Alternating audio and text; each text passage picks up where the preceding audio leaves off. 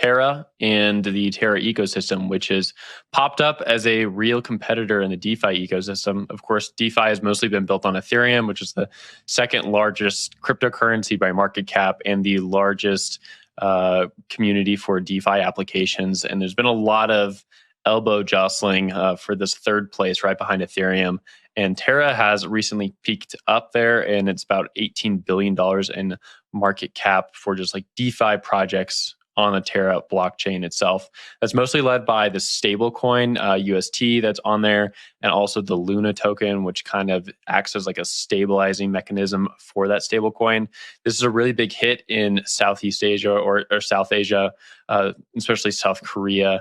And it's done incredibly well over this last year. It kind of speaks into the topic from yesterday. We're talking about Avalanche, Binance Smart Chain, some of these other protocols have popped up this last year. Kind of been this battle for the base layer, so to speak, that term we use at CoinDesk quite often. And Terra's time now seems to be here. I want to throw this one to Zach, though. We've seen a lot of different projects pop up, kind of be the second fiddle to Ethereum's first string.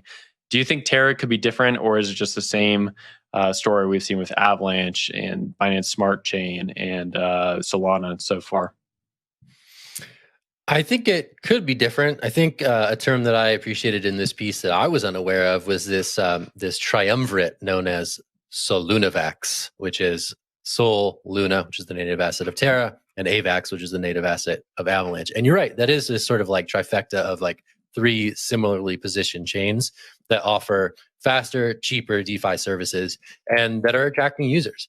And I think the thing that's cool about Terra is that the vision, especially around the stablecoin UST, which is also sort of surging in market cap, is that like all these DeFi systems run with these fairly centralized stablecoins, right? These are dollar-backed stablecoins that are administered by, Circle in the case of USDC and Tether in the case of USDT.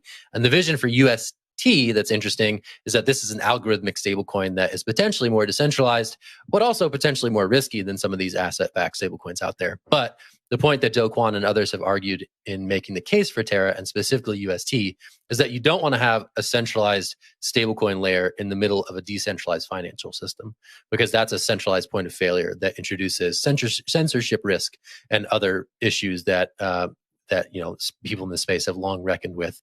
So it's interesting to see all this stuff cropping up on Terra. There's everything from GameFi to NFTs to DeFi applications, and Terra and its native asset Luna are certainly popping right now and having a moment.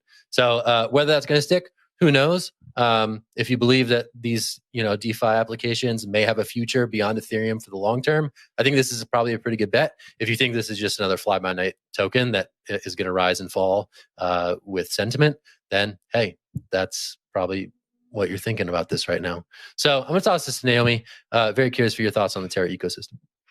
Yeah, I mean, I actually want to go to the lawsuit that they're involved with at the moment, which is kind of interesting.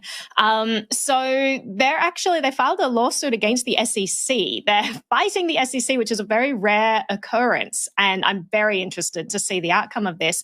Apparently, just before a conference earlier this year, they were served with a subpoena, and now they're challenging the SEC, saying that the regulator improperly served Kwon the subpoena. This was at mainnet 2021, because they don't have jurisdiction over Kwon or his company. They've asked New York court to dismiss the subpoena. So the SEC opened up an investigation into the Mirror protocol, which is a Terra protocol. And basically what Mirror protocol does is it's a decentralized platform that allows you to trade or create mirrored assets. So the idea that you could create a synthetic version of stocks, it would just mirror the price of the stocks. And so this included major stocks on the US exchanges. This was launched last December. As we all know, especially watching Binance try to do a similar thing with their synthetic or tokenized stocks offerings.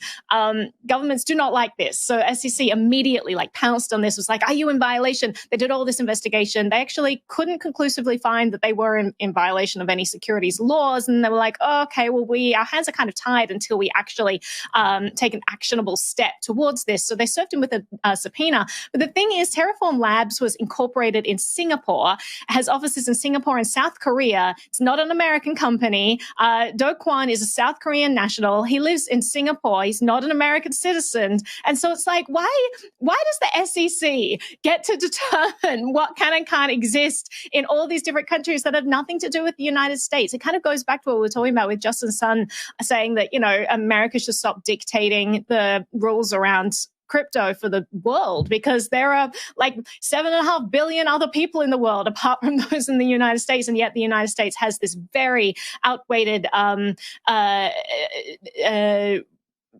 what's the word I'm looking for? They have a lot more say in regulation around the world than they really should. So it's very interesting that they're brave enough to go up against the SEC. As I said, that's a very rare thing. But I think, Jen, did I see your hand go up there? Was that Will? Both of our hands went up. I have a question for Will, so I'll ask the question, and then Will, you can take it away. So, despite all of this SEC drama that Naomi is talking about, we talk about that 18 billion number, the total value locked, I think, across 13 projects, and that's up 42,000% from the year before. And so I want to know what this tells you about DeFi going into 2022. I know later on in the show, we're going to talk about Google Trends and what people are searching for. And I think Bitcoin and ETH are on there and NFTs, but 42,000% is a lot in a year. So what does this kind of tell you about the DeFi ecosystem? Yeah, I think the age-old adage of follow the money just still applies here. It falls for any sort of DeFi protocol. There's a reason that money moves into these things, and it's often because of the token incentives. The only reason that Ethereum also kind of locked and kept all this value on top of its chain was also because of the money. If you go back to summer 2020, which is often called DeFi summer, Compound launched what was called yield farming. It had been done before, but this was really like the big first craze of it. And people flocked to the Compound ecosystem because they could earn yield on assets they put into the protocol. And all these other networks are basically doing the same thing, just with like different tokenomics. And when one camp dries up, they go to the next one. All market makers in the industry do this.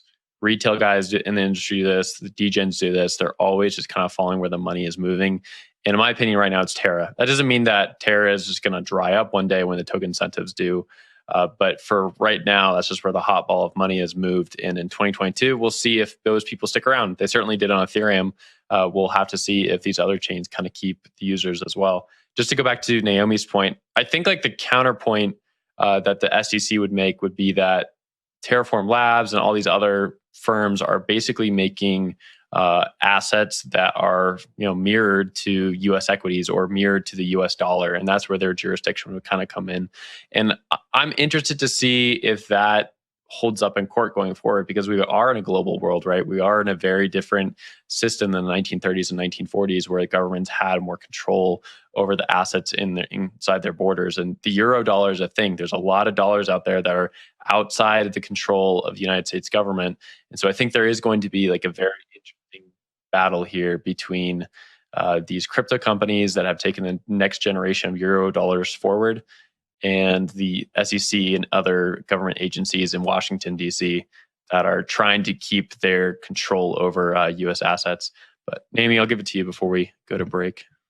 Yeah, I mean, the one thing I would say is that with decentralized protocols, like, where does the US exactly have the jurisdiction? Who was it who decided to merge this new stock? It's the community. It's a community vote of decentralized people all over the world who are deciding, like, we're going to mirror as this big group this stock. And so it's not like you have the centralized protocol saying, like, we are now going to integrate this new thing. To be honest, I haven't looked into how Mirror exactly does this, but with most of these synthetic stock